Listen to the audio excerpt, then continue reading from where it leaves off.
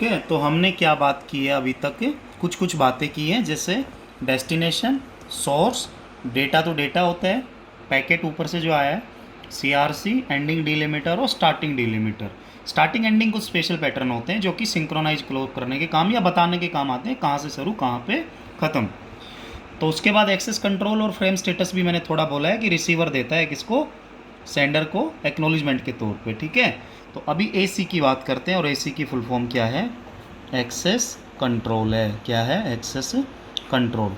तो क्योंकि आप जानते हैं एक्सेस कंट्रोल 1 बाइट मतलब 8 बिट की इन्फॉर्मेशन होती है, तो इसमें क्या होता है देख लीजिए, पी पी पी, 3 पी होते हैं, टी होता है, एम होता है, आर आर आर होता है। ये 3 बिट पी की, एक टी की, एक एम की और 3 आर की।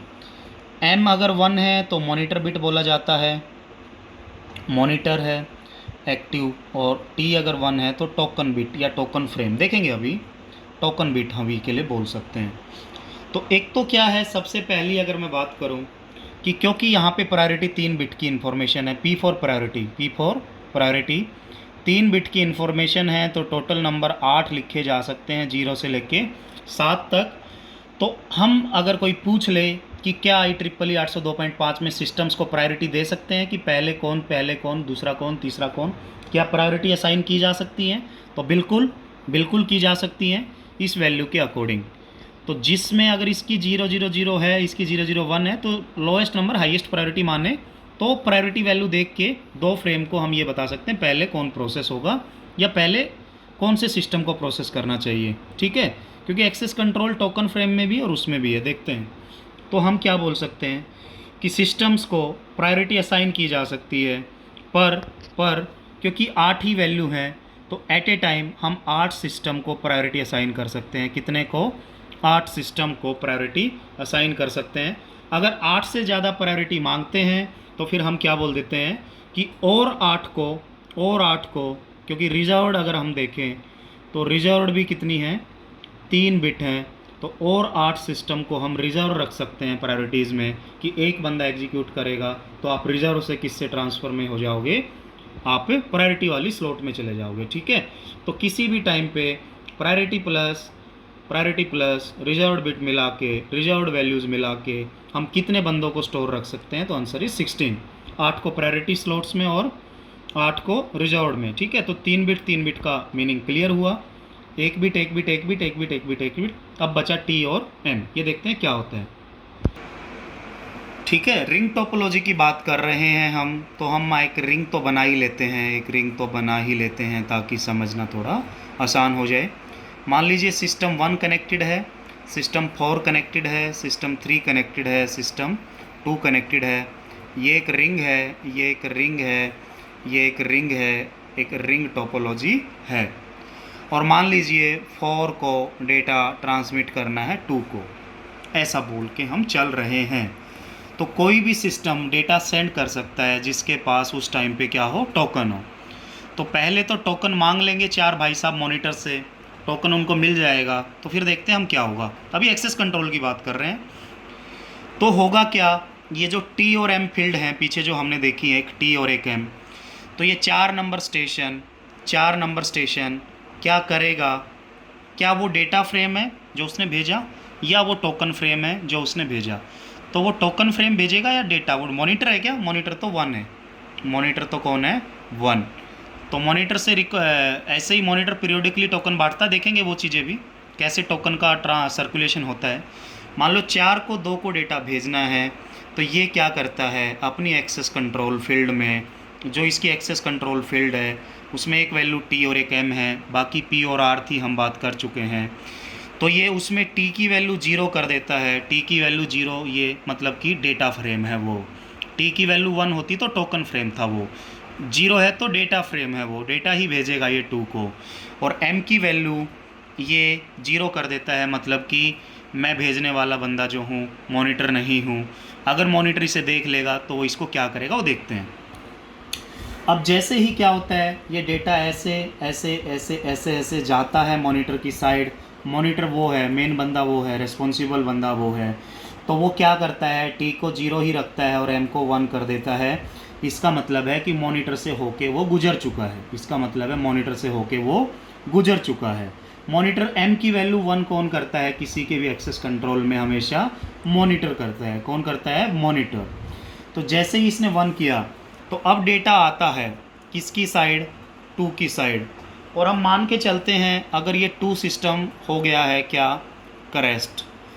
क्रैश अगर वो हो जाता है तो रेस्पॉन्स नहीं मिलता है उसको यहाँ से, तो वो आगे की ओर गतिविधि करता हुआ बढ़ता है, इसकी साइड बढ़ता है, इसको क्रॉस करते हुए बढ़ता है, क्योंकि वो तो मिला ही नहीं, जिस जो डेस्टिनेशन एड्रेस है वो मैच हो रहा है हर बार इस पर, तो क्रैश हो चुका है, वो है ही नहीं उसकी इन्फॉर्मेशन, अभी ख़त्म हो गया वो।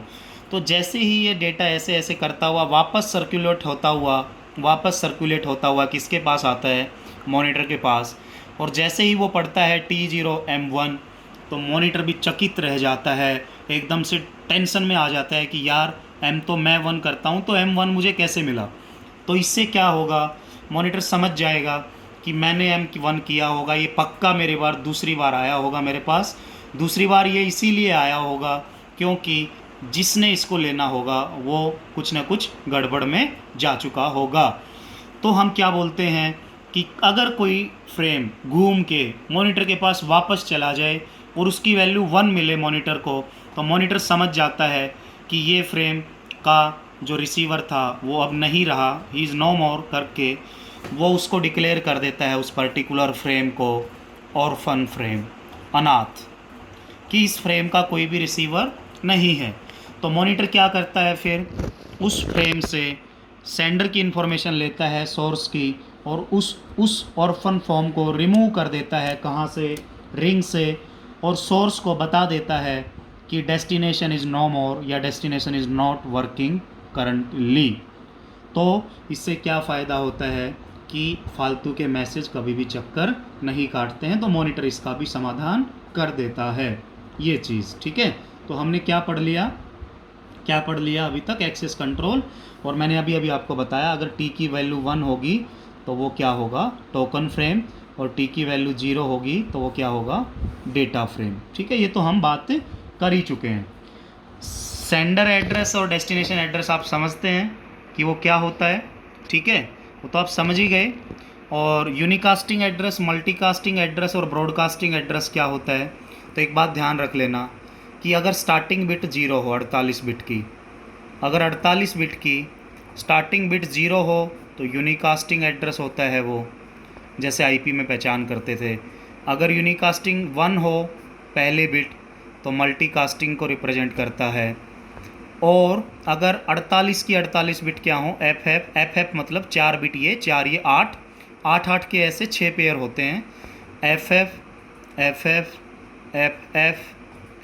एफ और एफ 1 2 3 4 5 6, तो 6 चौक एक में 6 पेयर हैं, 12 वैल्यूज है, 12 चौक 48 बिट का होता है। तो ये एड्रेस हमेशा किसका होता है? डेस्टिनेशन का ही होगा, क्योंकि जब भी डेस्टिनेशन का एड्रेस ये होगा तो आप समझ जाना कि वो फ्रेम क्या होने वाला है? ब्रॉडकास्ट होने वाला है। ठीक है, और अगर डेस्टिनेशन एड्रेस की फर्स्ट बिट 0 है तो वो यूनिकास्टिंग एड्रेस मतलब कि किसी एक को जाएगा। और अगर डेस्टिनेशन एड्रेस की फर्स्ट बिट 1 है 48 बिट की तो वो मल्टीकास्टिंग एड्रेस है। ये ध्यान रखना, एक से ज़्यादा को जाएगा। ठीक है, एक से ज़्यादा को जाएगा, ये बात आप समझ लेना। क्या बोला? समझ लेना। ठीक है, अब देखते हैं थोड़ा आगे बढ़ के। जैसे ही हमने ये बात की तो हम थोड़ा आगे बढ़ते हैं तो एफसी के पास पहुंचते हैं। और एफसी भी आप जानते हैं एक ही बाइट का इन्फॉर्मेशन है। और एफसी की अगर मैं बात करूं तो एफसी की फुल फॉर्म होती है फ्रेम कंट्रोल। क्या होती है? Frame control. ठीक है, तो अगला फील्ड है फ्रेम कंट्रोल। और फ्रेम कंट्रोल क्या बताता है कि उस पर्टिकुलर टाइम पे जो भी फ्रेम अगर जा रहा है नेटवर्क के ऊपर तो वो किस टाइप का फ्रेम है, मतलब कौन सा टाइप है वो, क्योंकि फ्रेम कई टाइप के होते हैं। जैसे अभी हमने देखा टोकन फ्रेम, डेटा फ्रेम, तो देखना है। ठीक है, इसके अकॉर्डिंग हमें देखना है कैसे कैसे फ्रेम्स होते हैं। और क्योंकि फ्रेम कंट्रोल भी 1 बाइट का है तो वी कैन से 8 बिट का है, तो कितने तरह के फ्रेम्स की इन्फॉर्मेशन दी जा सकती है अगर हम चाहें तो 256, क्योंकि 8 बिट से टोटल पॉसिबल नंबर कितने होते हैं? 256 होते हैं। तो देखते हैं कौन कौन से फ्रेम्स जनरेट किए जाते हैं इस प्रोटोकॉल में। ठीक है, तो सबसे पहला फ्रेम होता है AMP फ्रेम, और AMP की फुल फॉर्म क्या होती है? एक्टिव मॉनिटर, क्या बोला मैंने? Active monitor present frame. तो ये क्या बोलता है कि जो भी बंदा मॉनिटर होता है, जैसे मॉनिटर तो एक ही होगा रिंग में, तो बताता रहता है बाकी दूसरों को मैं मॉनिटर हूँ, मैं मॉनिटर हूँ, मैं मॉनिटर हूँ। तो जैसे ही वो बताता है ये फ्रेम सेंड करके, तो दूसरे बंदे अपने बफर में स्टोर कर लेते हैं कि मॉनिटर कौन है। उसमें मॉनिटर का सोर्स एड्रेस रहता है, ठीक है। मॉनिटर का सोर्स एड्रेस मतलब कि मॉनिटर का एड्रेस, तो वो सारे अपने बफर में स्टोर करते रहते हैं। पर काफ़ी समय बाद क्या होता है कि जैसे जैसे डेटा आता रहता है स्टेशंस के पास, तो उनका बफर फुल होता रहता है, तो डेटा लॉस्ट होता रहता है, ठीक है, रिमूव होता रहता है। तो क्योंकि डेटा रिमूव होता रहता है, तो इसलिए कुछ कुछ समय के बाद मॉनिटर फ्रेम भेजता रहता है सबके पास कि मैं मॉनिटर हूँ, मैं मॉनिटर हूँ, ताकि दूसरे स्टेशन याद रख सकें कि मॉनिटर कौन है। क्योंकि जब उनको डेटा सेंड करना होगा तो उनको मॉनिटर की इन्फॉर्मेशन चाहिए, क्योंकि उनको मॉनिटर से क्या लेना है? टोकन। तो मैं क्या बोलता हूँ कि मॉनिटर सेंड करता है, कौन सेंड करता है? मॉनिटर सेंड करता है कौन सा frame? AMP frame periodically. Periodically मतलब कि समय समय पे, पीरियोडिकली टू इन्फॉर्म, बताने के लिए दूसरों को, क्या?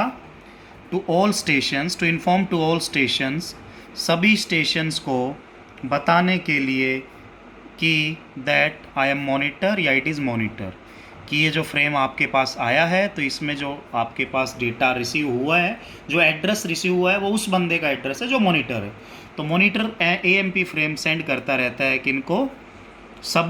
सभी के सभी बाकी स्टेशंस को ब्रॉडकास्ट होता है ये मैसेज, ये बताने के लिए कि मैं मॉनिटर हूँ, मैं मॉनिटर हूँ। तो सारे बंदे अपने अपने बफर में स्टोर कर लेते हैं इन्फॉर्मेशन, और क्योंकि उनके बफर फुल होते रहते हैं, इन्फॉर्मेशन उनकी रिप्लेस होती रहती है, तो इसलिए बार बार भेजना ज़रूरी हो जाता है। अब देखो दूसरा, वो क्या बोलता है कि जैसे ही मॉनिटर क्रैश होता है, क्या बोला? वंस मॉनिटर क्रैशेस, जैसे ही मॉनिटर क्रैश होता है तो एक ऐसा सिस्टम दूसरा सिस्टम विद हाईएस्ट प्रायोरिटी, जिसकी प्रायोरिटी क्या हो उसके बाद हाईएस्ट हो।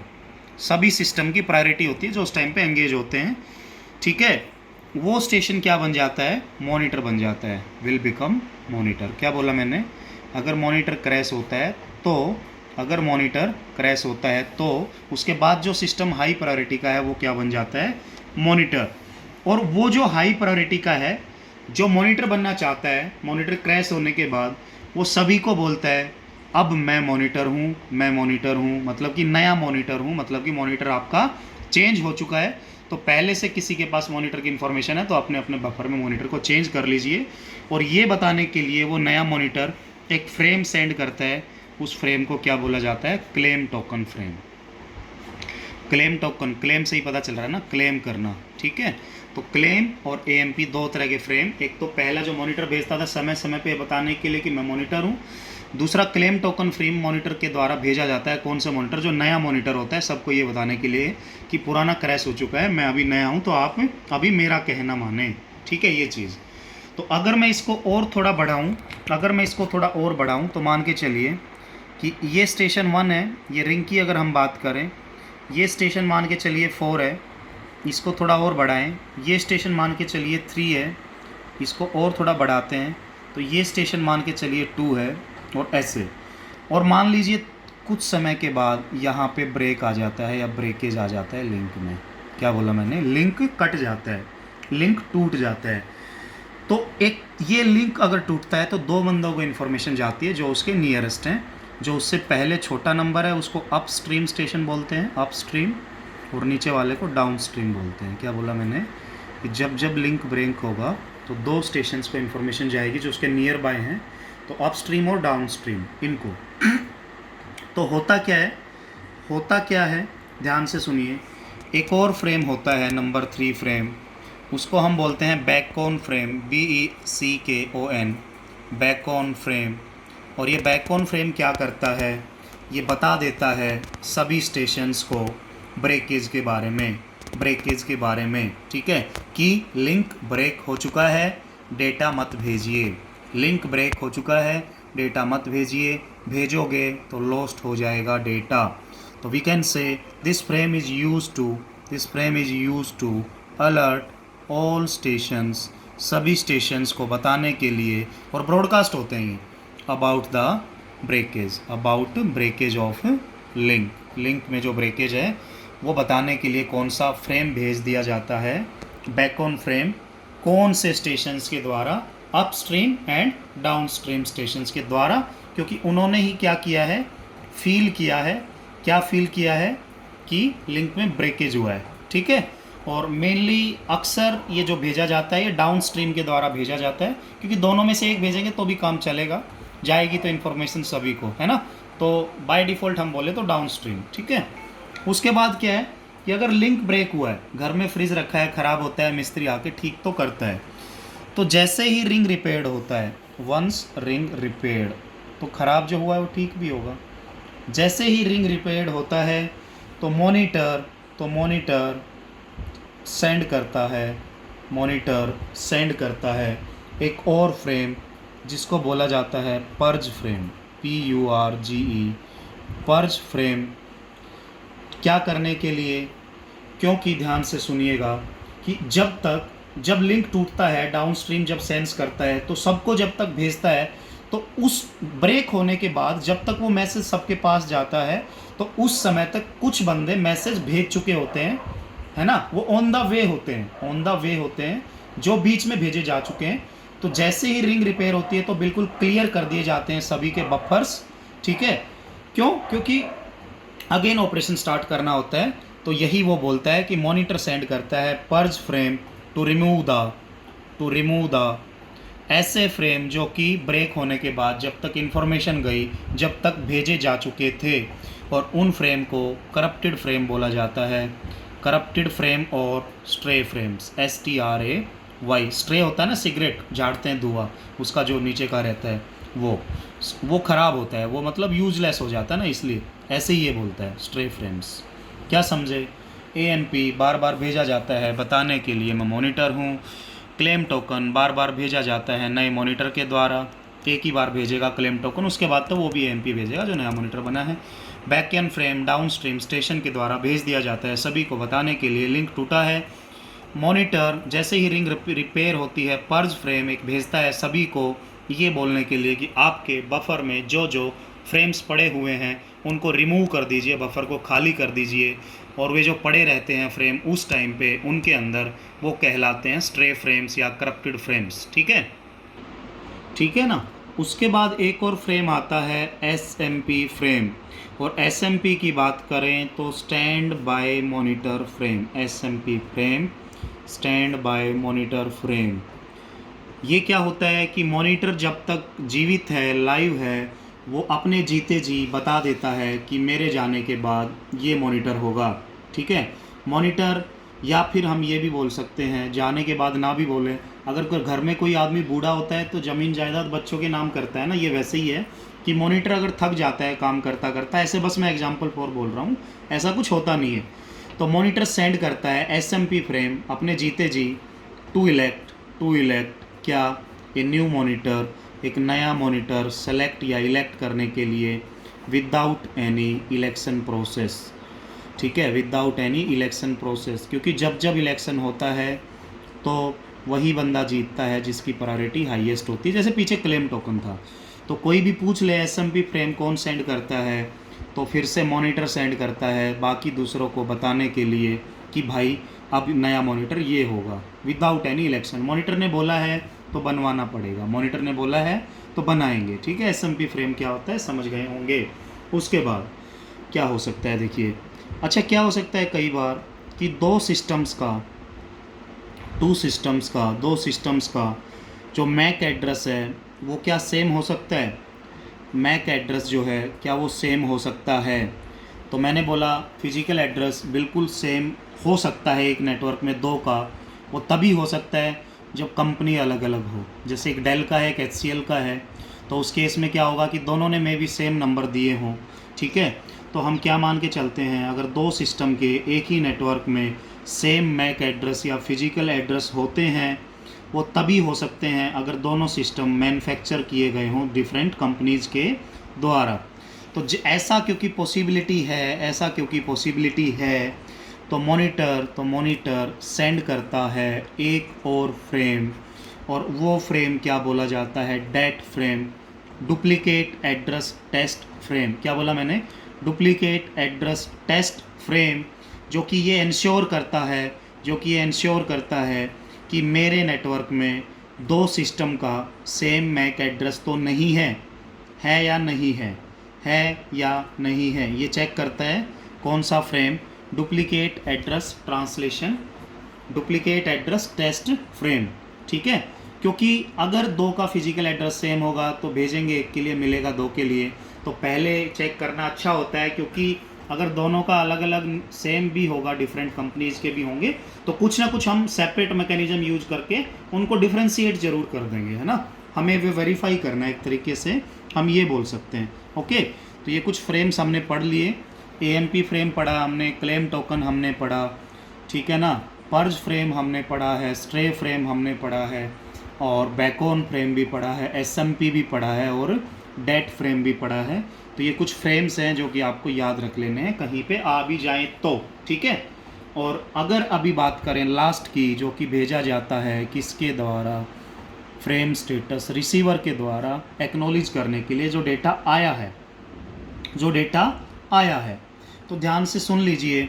रिसीवर जो 8 बिट की इंफॉर्मेशन FS भेजता है, उसमें A और C दो वैल्यूज होती हैं, ये XX होता है, फिर से A और C कर देता है कॉपी, ताकि दोनों वैल्यू सेम है तो थोड़ा मैचिंग हो जाएगी, मतलब कि वो करप्शन का थोड़ा चांस कम हो जाएगा। तो A जो है एड्रेस रिकॉग्नाइज्ड बिट बोली जाती है। क्या बोला मैंने? Address recognised bit. और C जो है फ्रेम कॉपीड बिट बोली जाती है, फ्रेम कॉपीड बिट।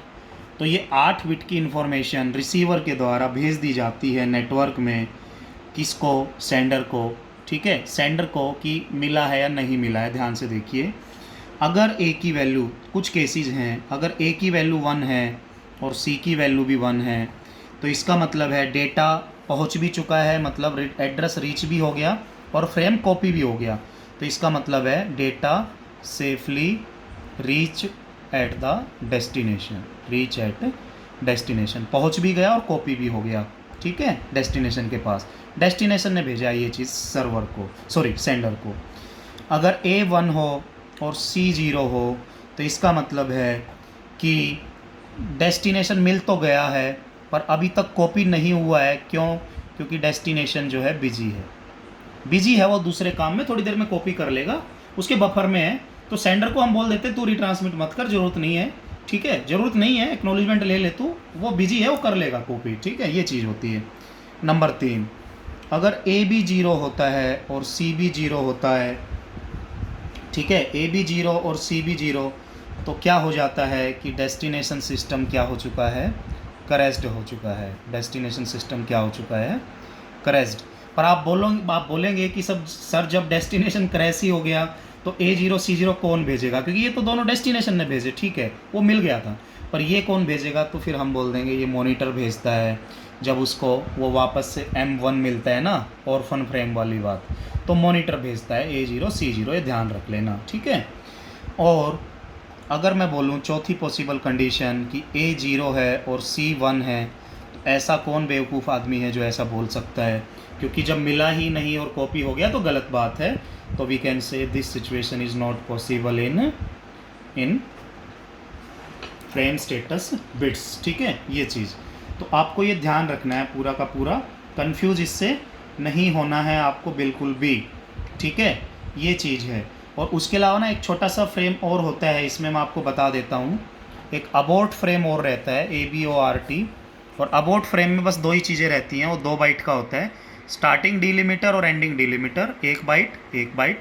तो 2 बाइट का जो ये डेटा है, ये भेज दिया जाता है मॉनिटर के द्वारा, किसके द्वारा? मॉनिटर के द्वारा, चैनल के ऊपर, अगर वो चैनल को थोड़े समय के लिए आइडल रखना चाहता है तो, ठीक है। Monitor send about frame for to keep channel idle for some time, क्योंकि अगर वायर गर्म हो गया या कुछ मान लो कुछ भी प्रॉब्लम हुआ ना, छोटा मोटा है ना, आप कहीं जाते भी तो रास्ते में थोड़ी देर रेस्ट कर लेते हैं, चाय पी लेते हैं बैठ के, तो वही बोलता है कि मॉनिटर अबाउट फ्रेम भेजता है चैनल को थोड़ी देर के लिए अबाउट करने के लिए। तो ये चीज़ आपको ध्यान रखनी है। बाकी की बातें करते हैं दूसरी वीडियो में।